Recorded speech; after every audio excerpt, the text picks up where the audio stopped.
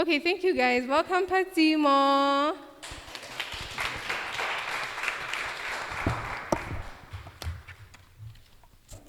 Okay, good morning, guys. I'm going to make about 3 things that you should forgive me for because I'm going to do things differently from Hofaone and Michelle. I'm all nerves,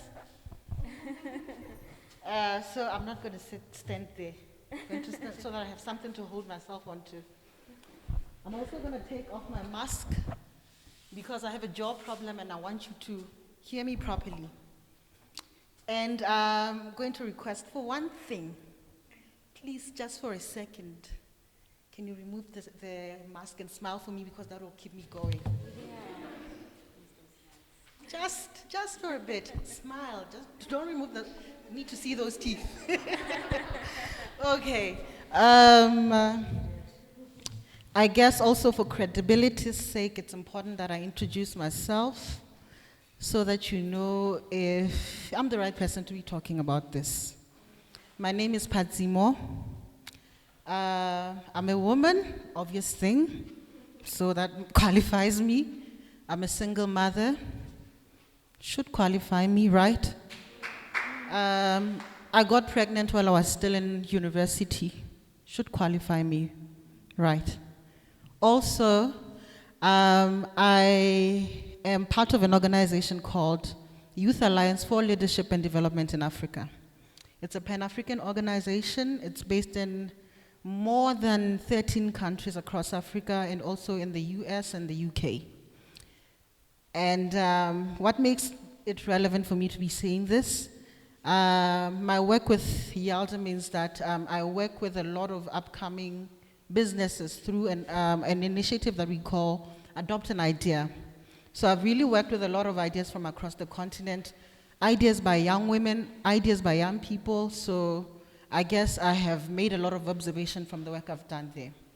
Also, I work for a university, a private university, Both University, where I actually joined to do internships work, placement, link up with companies and make sure that our students are employable. But because of my passion for entrepreneurship development, I established what we call the Entrepreneurship Lab. This means that my work at the university is also to identify students and even graduates with very innovative ideas and also help them nurture those ideas. So it means that I also am quite aware of what is happening in the entrepreneurship development ecosystem. You can see that from what I've said is I act like a spark. I ignite the fire inside people who want to venture into entrepreneurship. But during the COVID-19 upsurge 2020, I'm a woman, and we always talk about there are so many things that we are doing, but we don't take care of ourselves. So I've made it a religious thing to really keep time to take care of myself, make time for myself, and there's one way I do that. On a Sunday, I'll be busy with my skin. It's not a perfect looking skin, but I make an effort to take care of it. So, and I'll also, take those bath soaks, have my glass of wine, be there in the bathroom for an hour, put my phone there, play my favorite music. And the things that I do, I use during those moments, I make them myself. I make bath bombs, I make my own bath scrubs, body scrubs, I make my own bath soaks. And it's something that I've been doing as a hobby. But during 2020, and we know the uncertainty that was there, I work for a private company, and as women, we need stability. We'd always be where it's stable. But then it's an idea. I'm a person who just thinks of something. I'm very impulsive. So I was like, you know what? I can actually monetize this hobby, my hobby of making bath bombs and everything. So I decided to do that. And for something that I just started out of the blue, it has been doing quite well. I have repeat clients. I don't do much of advertising because I have a job, but I have people who really are keen for me to be doing that, to be making or supplying them with those goodies, which I'm very proud of. So I guess that validates why I should be talking about this. Does it? Okay, thank you. Before I get into the crux of things, I guess I'm just going to ask a few questions, maybe because I work in an educational institution, I want a bit of interaction. So, yeah, I saw the topic and I was wondering, yo, Timothy, do you trust me that much, Timothy on your team, to give me such a topic? But, yeah, I hope I'll do justice to it and I will be constantly asking questions as we talk about it. They have asked me to talk about prejudice and class ceilings. Fancy words. So, yeah, I had to also do my homework. Um, we are here in Botswana. We know that we are very capable women. I see a lot of women here. I'm sure that you just raise hands as I ask my questions. How many of you have gone through to secondary school? Secondary school, have finished your secondary. Who have done tertiary, up to tertiary? Well, doesn't really matter. But the point I'm trying to make is, in Botswana, when it comes to the education system, women excel very well when compared to men. They do very well, even up to their third education level. They do very well. They do their masters, they do their PhD. We see it happening, right? And the other day, I was actually reading something. They were saying that Botswana is actually one of the leading countries when it comes to a space where women can actually make it, especially up the corporate ladder. And we have evidenced it. We see Utsile here, I'm sure you hold a managerial position where you are, and you still even have hopes that you'll still make it even to the top. We know a lot of parastatals, private companies that are headed by women. If I remember well, is Standard Chartered headed by a woman? No. Not necessarily, but there are a lot of women in the leadership space, right? So it's very evident that women are doing quite well in that space. But there are two things where women, fail to really penetrate: the political space and obviously the entrepreneurship space. And it's because of a lot of things that I'll be talking about. And as my colleagues have been talking, they alluded to those things. I guess it's important to just break down the glass ceiling phenomenon before we proceed. We have women who have wonderful genius ideas. I'm sure all of you are here because you have these very, ideas that you think will change, revolutionize the space, the economy in the country. But you just are failing to just crack the nut. How many of you are running businesses here or are thinking of running the business? All of you, right? You have that business that maybe you've been sitting on, wondering if you should go on with it, but then there's things going on through your mind that actually restrict you. That is what we are going to talk about. The glass ceiling. As I was doing my research, glass ceiling is basically just barriers. They are barriers that keep us from achieving what we want to achieve, especially us as women. They actually help stop us from reaching our self-actualization stage. And it affects mostly women in the minorities. Sometimes I saw that there are a lot of names or synonyms that refer to what glass ceilings are. I read of what they call the maternal wall, which we'll go on to explain when we talk about the different barriers, because it's very self-explanatory when we go there. Maternal walls, I had some people touching on it, saying that I have a baby, I have to take care of that baby, and I have to really consider things such as, do I really need to quit my job now because of such things?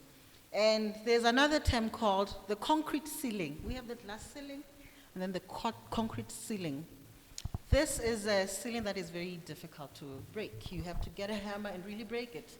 So this one affects Rona Basadi Bama Africa because I'm sure a woman in Europe wouldn't be facing situations we are facing here. So Rona, we are actually not facing the glass ceiling, we are facing the concrete ceiling. We need to really get a hammer and have people help us break that. I get it. Yeah. So that is basically what the glass ceiling is all about. And we have to be bold about it when we really have to, and work together when we break that glass ceiling. I'm going to move on to, because I did say that glass ceilings are basically barriers. We're going to talk about a few glass ceilings that we experience as a country or as women, because you'll find that as women, we have internalized things. Do you remember that back in the days we had Kore as a missus? How many of us are married before I go to this? Married? As a missus, I used to hear that, I don't know if it's still the law, but I used to hear that you can't just go on and just take a loan without men's knowing that your husband, the mister, knowing that you are about to take a loan. But if he feels like it, he can wake up one morning, go on and sign on the dotted line and take that loan and do whatever he wants to do with that loan. One barrier that is created by the system. The other thing, when you want to change land ownership maybe, or to change it maybe to commercialize it, you just can't do it. Where's the man? Does he know you want to do this? Or you can't just go, wake up one day and decide, you know what, I've decided that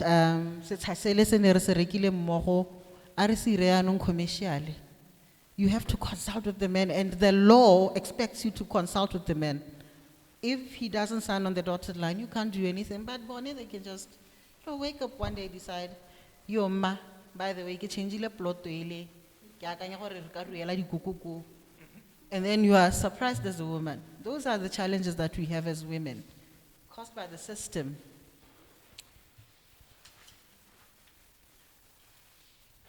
And then we move on to the other barriers, the old stereotypes. The status quo as it is in the country that business, it's a men's jungle, leadership is a space. It's really considered as a men's playground. Leadership in any space. Those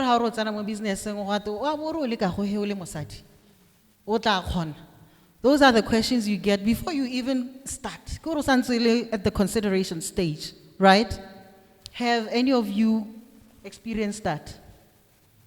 Where people ask you, are you sure you want to enter that space? Those are some of the things we get. And also the stereotypes, one of the other stereotypes, we are considered as home builders. We are soft beings, emotional, sensitive. Will you manage? It's a men's jungle. So as women, we are really expected to raise home, to maintain homes, raise kids. Monna is the one who has to be visionary, successful. So as you grow up, because you are socialized that way, your ultimate dream is, I know I have my master's degree, I can just find a job and work a regular job.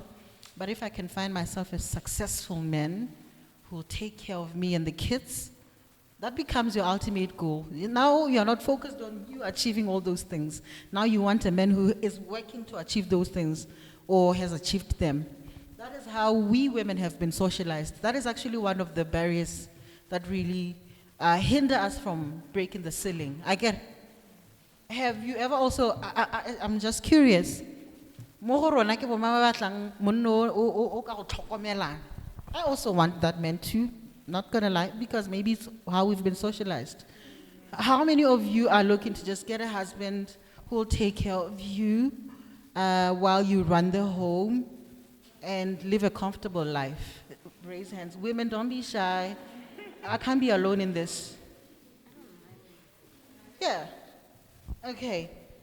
And then we have the hostile ecosystem. Some of us talked about it, and I guess when we talked about the system itself, we mentioned that. But then the hostile ecosystem, I'm just now bringing it to a rather micro level, not from the government level, but in the spaces we work at or in the spaces where we really interact with the people within the business development ecosystem. You'll find that sometimes to succeed in a space, a woman has to sell her soul. given to inappropriate advances in return for deserved services that are often portrayed as favors. You feel it's a favor when you actually deserve to be given that service. Some of you might have gone through a stage where no re ka go ha tendera, but you o ka mphang wena. O tla neela. But you deserve the tender, and I'm sure that your profile really sold you. However you sold yourself to them, really put you up there. But because the society is just that way, they make it seem as if it has to be a favor, and you have to give something in return of that favor. I'm sure some would not want to talk about it, but I'm sure at least 30% of us here have experienced that. Or you need to get a job, you are told, I'm the boss, so give me something. You'll get the job. Or even once you get the job, they'll always be making advances. Or even once you get the tender, they'll make advances and you will feel obliged to, give in because you got the tender. So because he did me that favor, maybe I should just give in. That is how we sell our souls as women, and we feel it's okay. But it's actually one of the barriers that are really hindering us from breaking the ceiling. Because a lot of women who would decide, I'm too principled to actually give into this, actually stagnate and don't move because they failed to give in, they failed to sell their souls. So you'll see that journey takes a bit longer because of that. So it is a barrier in itself, whether you give into it or you don't. Another thing is lack of flexibility. As a home builder, it's a role actually bestowed on us as women by the society. Some superpowers are needed for you to actually do what you want to do. It's very difficult to run a home, try to prove that you're a leader, excel in different areas. Sometimes it becomes very difficult for most of us. For example, if I could, I'd quit my job and focus on this newly found passion that I have of, doing what I do and making money out of it. I simply can't because I have a son, and my son has to survive. He has to get the best of life that I never actually got to receive from my parents because, they also went through the same stereotypes or how life is out there. They also went through the same. So me deciding that I want to give my family or my son the best is actually hindering me or restricting me from, making the most out of what I'm passionate about. I am sure some people actually are bold enough to do it, but most of the women really are restricted because life has really made it that way. It's not making things flexible for us. I'm going to move on to ways we can actually try and get over those barriers and make it happen for us. There is need for gender-inclusive approaches in the business space. Before I do this, I think I should talk about it from the individual level, organizational level, or the ecosystem level, up to the macro level, the government level. As an individual, ourselves as women, have we heard of the queen bee syndrome? The queen bee syndrome, sometimes you actually manage to overcome all these obstacles that we've talked about, and you break the glass ceiling. But because you have done it, and you are now the shining woman, you sometimes feel the need to just remain as that. And I'm not sure some people do it very consciously. Sometimes I think for most women it's a very subconscious thing. You feel the need to remain in that space and shine, and don't want the light or the spotlight to be removed from you to other women. So there are women who would actually do everything by all means to really make sure that other women actually do not experience the breakthroughs. That is called the queen bee syndrome. The first thing we need to do is self-awareness as women. We know the barriers. We know what is stopping us as women from succeeding. If you start by saying, I will make it possible for the next woman to make it, it's a good thing. It's a very positive thing, the right thing in the right step. Because imagine if all of us here can decide we are doing that, we have that mindset, the impact it will create. And if all of us here now join each other and do that, the impact it will create. And then women out there, they join us, they say, you know what? Once I make it, I'm taking another woman with me. It makes so much difference. So it starts with us as individuals. Not only for women who actually make it, also if you see yourself struggling, if you see yourself restricting yourself, sometimes you really need to be bold about things. She was very bold, Michelle. She quit. Hofan also quit. It's not an easy thing to do. But if you want to overcome this, sometimes you have to just be bold, but you have to be calculatively bold. Because if you just make a decision, it's a very rash decision. Sometimes you look back and really regret what you've done. So I always say that it's okay to do the unexpected, but you have to be very calculative about it. Don't just wake up one day. Be very strategic. But that is, for you to do that, you have to be very aware of the things that are stopping you from doing what you want to do. And then the next thing is, when we talk about, we move on to the ecosystem, we need the gender-inclusive approaches in the business space. I mentioned situations where you have to drag your husband along and you have to really convince him for you to actually get that breakthrough. Sometimes the husband can decide, no, you're not doing it. But you know you have a vision and you believe in it.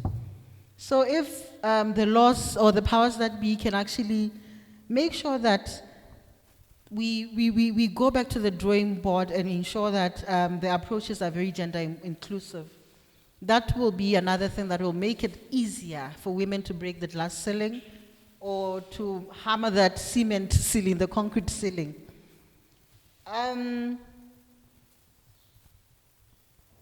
I guess I'm not sure, but I'm guessing that we see it happening within the government.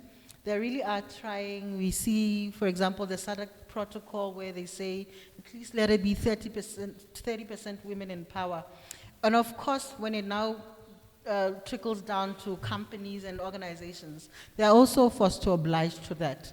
So it's also upon us as women to also constantly be talking about these the barriers, because the more you make noise about stuff, the more people tend to listen to you, and the more they tend to act. You see, we now have the power of social media where people are talking about things. We could actually harness different spaces to constantly be making noise about certain things that are stopping us from being or achieving what we want to achieve. Because I believe as women, the ideas that I see in this room have the potential to really make an overturn in what is happening in our economy. Our economy is suffering maybe because we don't have the powers that be to make it happen. But if we have women like Bosara who have been bold, women like Hofane who've been very bold enough to take up the space, and they take us with them, we can actually make it happen. But because they are there, they also should be making noise about the obstacles they had to overcome in order to be where they are. I guess, by what I've said, we are now aware of the barriers or the glass ceiling and the prejudice or the barriers that are created by the system and stopping us from achieving what we want to achieve. The homework I'm giving you, go and self-reflect. Look at the things that are stopping you from achieving what you want to achieve. Talk about it. Consult with people who have opened their space up to you to say, I want to overcome this. It is stopping me as a woman to achieving what I want to achieve. I mean, I talk to people a lot, so maybe it helps me make those moves that I have been dreading to make. So that is what we call accountability partners. Find those people who will always be nudging you to keep on moving. Okay? Ke kopa smile gape la bohelo to see if you got what I was saying. Alrighty, thank you so much.